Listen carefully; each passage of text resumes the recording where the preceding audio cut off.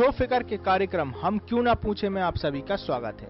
और आज हमारे साथ हैं भारतीय जनता पार्टी के पूर्व जिला महामंत्री एवं रेड क्रॉस सोसाइटी के डायरेक्टर सतीश तिवारी जी, जिनसे आज हम जानेंगे कि भारतीय जनता पार्टी आगामी समय में किस कार्य प्रणाली पर कार्य करने जा रही है। साथ ही साथ इनसे जानेंगे कि भारतीय जनता पार्टी का एक आम कार्यकर्ता कैसे उच्च पदों तक पहुंचता है। आज उन्हीं की जुबानी जानेंगे कि कैसे वो एक आम व्यक्ति से कैसे बड़ा कार्यकर्ता बनता है। भैया, आपका हमारे कार्यक्रम में बहुत बहुत धन्यवाद अभिनव जी। आपसे जानना चाहेंगे कि भारतीय जनता पार्टी में जैसे कि एक आम कार्यकर्ता जब जुड़ता है तो आम कार्यकर्ता से किस प्रकार धीरे धीरे वो आगे तरक्की करता है, उस विषय में आपसे जानना चाहेंगे। अभिनव जी, भारतीय जनता पार्टी चूंकि राष्ट्रीय स्वयंसेवक संघ का एक राजनीतिक संगठन है और राजनीतिक संगठन होने के नाते जो भी हमारी विचारधारा है, राष्ट्रवाद की विचारधारा, भारत माता को परम भावों के शिखर पर पहुंचाने की विचारधारा, उसमें कार्य करने वाले बहुत से कार्यकर्ता कार्य करते हैं। जिस प्रकार से अपने परिवारों में 5 भाई होते हैं, लेकिन 5 भाइयों में भले ही सबसे छोटा भाई क्यों ना हो, अच्छा कर्तव्य निष्ठता के साथ, ईमानदारी के साथ, समय की प्रतिबद्धता के साथ यदि वो कार्य करता है तो पिता का दायित्व होता है कि उस पर बड़ा प्रेम रहता है और आगे दायित्व और आगे आने के कार्य उसके लिए जिम्मेदारी सौंपी जाती है। इसी प्रकार से भारतीय जनता पार्टी है, कार्यकर्ताओं का अवलोकन होता है, छोटा कार्यकर्ता बड़े बड़े पदों पर पहुंचता है, उसका इसी तरीके से तुलनात्मक अध्ययन होता है, कार्यशैली होती है, नेताओं की दृष्टि होती है। इन सारे मामलों को इकट्ठा एकजुट करते हुए कार्यकर्ताओं को कहीं ना कहीं मौका दिया जाता है। आपसे जानना चाहेंगे कि आप कैसे बजरंग दल से होते हुए राष्ट्रीय स्वयंसेवक संघ और आप भारतीय जनता पार्टी में ऐसे पदों पर पहुंचे, तो क्या इसके बारे में बताना चाहेंगे, क्या रहा सफर ऐसा? सर्वप्रथम मैं राष्ट्रीय स्वयंसेवक संघ से जुड़ा। संघ से हमारे कार्यकर्ता बहुत पुराने कार्यकर्ता थे। जगदीश जी भाई साहब हैं, हमारे एक प्रचारक जी रहे हैं, जिला प्रचारक थे राजकुमार जी मटाले, वो आजकल केंद्रीय काम देख रहे हैं। इन कार्यकर्ताओं के द्वारा मैं जोड़ा गया और उसके बाद मैंने संघ की शाखाओं से लेकर और आज जो जिस मुकाम पे हूँ वहाँ तक पहुँचने का सफ़र जो है मेरा संघ की कृपा से ही है, संघ के आशीर्वाद से है और संघ की विचारधारा के कारण ही है। राष्ट्रीय स्वयंसेवक संघ में एक बार यदि कोई कार्य कर लेता है, जैसे अभी लेटेस्ट में अभिनव जी आपको बताऊं, राहुल गांधी ने कहा, बहुत बड़ी न्यूज़, इंटरनेशनल न्यूज़ बनी कि पाकिस्तान में काम करने वाला जो चलाते हैं मदरसे, वैसे ही काम यहाँ पे सरस्वती शिशु मंदिर विद्या भारती राष्ट्रीय स्वयंसेवक संघ की संस्था कर रही है। तो मैं राहुल गांधी जी को आपके चैनल के माध्यम से बताना चाहता हूँ और सभी लोगों को बताना चाहता हूँ, जिस विद्यार्थी ने सरस्वती शिशु मंदिर से शिक्षा ली हो, एक उस विद्यार्थी को खड़ा किया जाए और एक ने कॉन्वेंट स्कूल से परीक्षा पास की हो, पढ़ाई की हो, उसको खड़ा किया जाए और उनका आप इंटरव्यू लेना, फिर देखना उनकी क्या स्थिति है इस राष्ट्र के प्रति। ऐसे कमेंट करने वाले लोग हैं। मेरा कहने का तात्पर्य ये है कि संघ का बहुत अच्छा रोल रहता है, सभी लोगों को जुड़ना चाहिए। इस नाते नहीं कि वो एक किसी दूसरी दृष्टिकोण से, एक बार आप जुड़ के देखें, संघ जैसे पवित्र संगठन में वो कार्य करने की एक शैली मिलती है। एक संघ का कार्यकर्ता जब समाज में निकलता है तो उसकी एक अलग ही छवि होती है, कार्य करने की शैली अलग होती है। अब आपसे जानना चाहेंगे कि दमोह क्षेत्र में अब चुनाव आ रहे हैं, उपचुनाव आ रहे हैं, सक्रियता दोनों ही पार्टियों में बढ़ रही है, तो भारतीय जनता पार्टी में अभी शामिल हुए राहुल सिंह जी के विषय में जो दलबदल की राजनीति हुई, तो दलबदल के विषय में आपकी क्या राय है कि दलबदल कहां तक उचित है? देखिए अभिनव जी, दलबदल उचित और अनुचित में मैं छोटा कार्यकर्ता हूं, मैं ज़्यादा नहीं बोल पाऊंगा क्योंकि मैं स्वयं भी दलबदल के खिलाफ रहता हूं। किंतु अपने जीवन में कई बार ऐसे मौके आते हैं कि जब विचारधारा की बात होती है, अपने विचारों की लड़ाई होती है, मुद्दों की लड़ाई होती है। कई बार हमारी पार्टी में ही ऐसे ऐसे मुद्दे हो जाते हैं, ऐसे ऐसे विचार आ जाते हैं कि हमें वहाँ भी उन मुद्दों से अलग अलग होना पड़ता है कि कुछ नेता दूसरे मुद्दे के लिए लगे हैं, कुछ नेता दूसरे मुद्दे के लिए लगे हैं। तो उसको भी अपन दलबदल कहें या जो अभी राजनीतिक दलों से उथल पुथल मच के यहाँ से वहाँ लोग आए हैं, तो उसका कारण बड़े नेता की जो भी भूमिका रही हो वो है। किंतु जो मुद्दे हैं और जो विचारधारा है, उस विचारधारा को आत्मसात करके यदि भारतीय जनता पार्टी की हमें विचारधारा अच्छी लग रही है और कांग्रेस से आ रहे हैं तो इसमें कोई दोष नहीं है, आना चाहिए। लोग अच्छा कार्य करने के लिए आ रहे हैं, विकास के लिए आ रहे हैं, विचारधारा के लिए आ रहे हैं, राष्ट्र के निर्माण के लिए अगर भारतीय जनता पार्टी में आ रहे हैं तो उनका स्वागत है और उनका स्वागत भी करना चाहिए, संरक्षण भी करना चाहिए, किंतु सारे पहलू सोच समझ कर।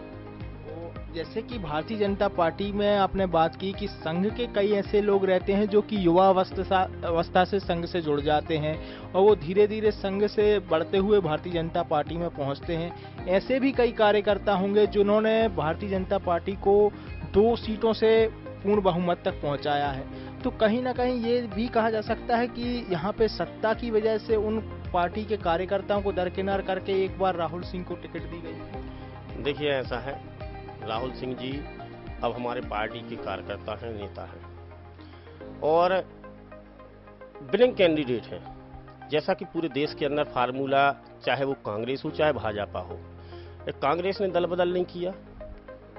1 सीट के कारण अटल जी की हमने सरकार नहीं खोई और अटल जी की सरकार खोने के बाद इस देश ने कौन कौन से दंश झेले, चाहे वो आतंकवाद का मुद्दा हो, चाहे क्षेत्रवाद का मुद्दा हो, चाहे हमारे बॉर्डरों की समस्या हो, चाहे किसान हो, चाहे बेरोजगार हो, चाहे और अन्य समस्याएं हों। अटल जी के समय से लेके अटल जी के समय कितना विकास हुआ, परमाणु संपन्न हमारा देश बना, क्यों? उसके बाद अगर अटल जी पुनः बनते तो कितना हमारा विकास होता और ये चलती रहती सतत प्रक्रिया। किंतु वो उन्होंने 1 वोट के चक्कर में कितना उनको परेशान होना पड़ा, ये हम और आप जानते हैं। अब दल बदल होता है, राहुल सिंह जी हमारे यहाँ पे आए हैं, कुछ कार्यकर्ताओं को मौका नहीं मिल पाता है, तो ये थोड़ी सी कुछ भाग्य किस्मत की बातें भी रहती हैं। कार्यकर्ताओं का स्नेह प्रेम भी रहता है, नेताओं का स्व आकलन भी रहता है, जनता का आकलन भी रहता है। ये तो जनता की लड़ाई है और जनता की लड़ाई जनता लड़ती है। तो अब आपसे जानना चाहेंगे कि जैसे कि दमोह क्षेत्र में एक और नई चीज देखने को मिली, जातिवाद का पैर कहीं ना कहीं और पसर रहा है, बढ़ रहा है कि अब राजनीति में भी, वो चाहे कांग्रेस हो चाहे बीजेपी हो, दोनों ही जगह पर जातिवाद को ध्यान में रख के टिकट का आवंटन होता है, मतदान होते हैं और उस पर ज्यादातर ध्यान दिया जा रहा है। तो इस पे आपकी क्या राय है? देखिए, जातिवाद बहुत गलत बात है। जाति का उद्धार होना ये सही बात है। विभिन्न जातियों के कार्यकर्ता रहते हैं और जो पिछड़ी जातियां हैं, जो बहुत सारी रीति रिवाजी रूढ़िवादियों में पड़े हुए हैं, उन जातियों से अगर जातिवाद अपन फैलाएं और उनको उद्धार करें तो ये तो ठीक है। लेकिन राजनीति में जातिवाद ये बात जमती नहीं है।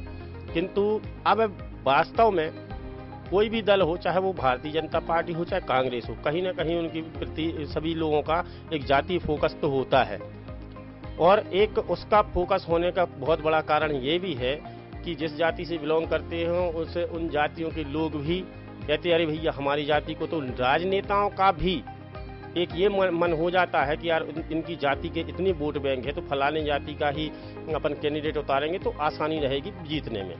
अब ये अपने आम जनमानस में भी लोगों से आग्रह होना चाहिए कि सही व्यक्ति को आप चुनें, चाहे वो जाति का हो। आप उसका चरित्र देखें, आचरण देखें, कार्य करने की शैली देखें, ये ना देखें आप जात पात के। ये कब तक चलता रहेगा? आज दुनिया कहां से कहां पहुंच रही है और हम अपने देश के अंदर ऐसी जात पात के लोगों में लगे हुए हैं।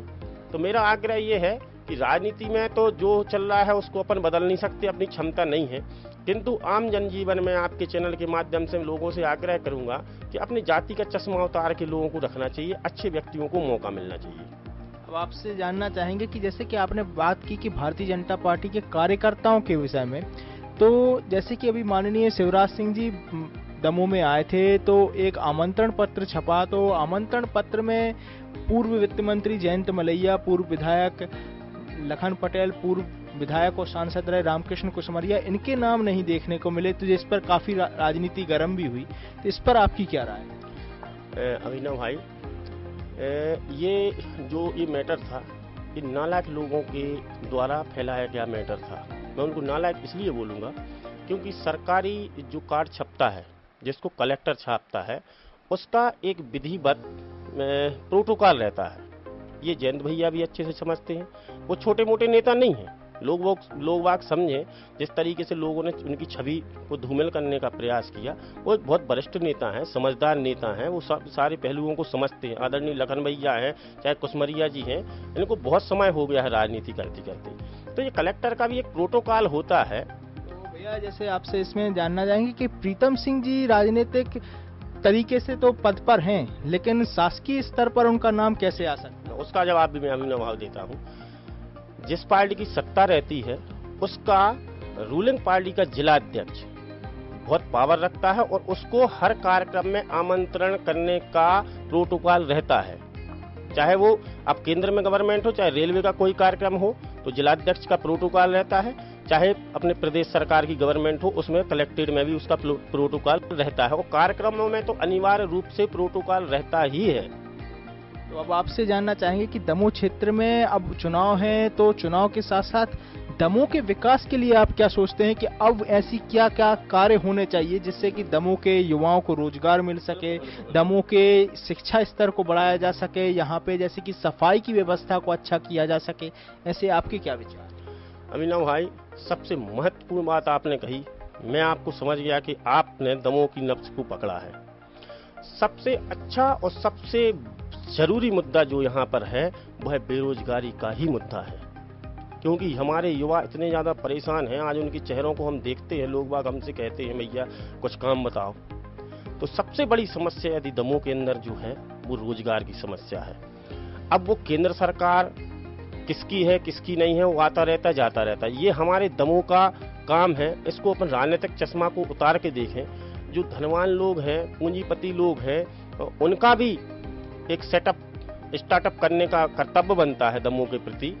कोई भी कंपनियां लाएं, आप बहुत सारे ऐसे उपक्रम तैयार करें, सरकार के माध्यम से करें, प्रोजेक्ट बना के लाएं, अपन उसकी लड़ाई लड़ने के लिए तैयार। सबसे बड़ा मुद्दा जो है वो बेरोजगारी का मुद्दा है। दूसरा मुद्दा है सफाई का, लोगों में अवेयरनेस का। जैसे हमारा छोटा सा शहर है और इस शहर में जिस प्रकार से गंदगी पहले जो आपको पता हो शायद, सबसे गंदा शहर आया, शहर का दमोह में नाम आया था। तो हम लोगों को बहुत बुरा लगा था, किंतु बहुत अवेयरनेस के साथ काम हुआ।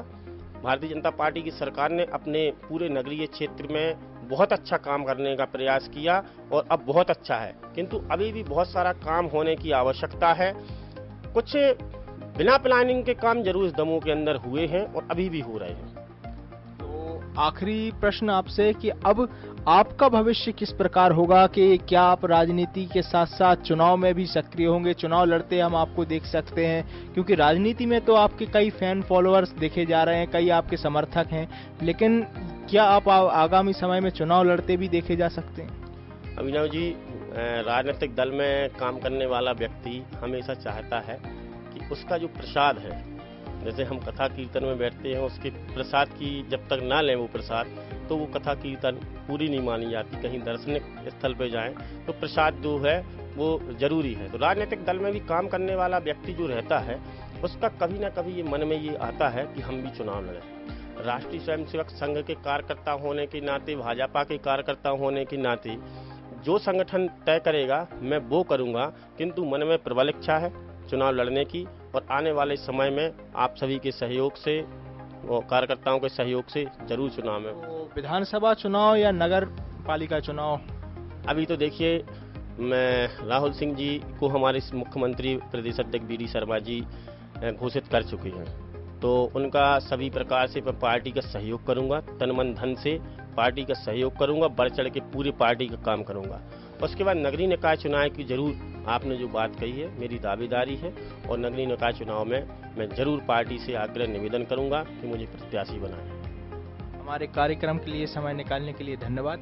हमारे साथ थे तिवारी जी, जिन्होंने एक बहुत अच्छी बात की कि हर एक कार्यकर्ता जो है वो कहीं ना कहीं एक उम्मीद रखता है कि उसे प्रसाद टिकट के रूप में मिले, और साथ ही साथ उन्होंने एक और सबसे गंभीर विषय पर प्रकाश डाला, वो है बेरोजगारी का मुद्दा, जो कि हमारे दमोह क्षेत्र में काफी बढ़ चुका है और हर युवा यह चाहता है कि उसे रोजगार मिले और उसको उसके क्षेत्र में ही रोजगार मिले।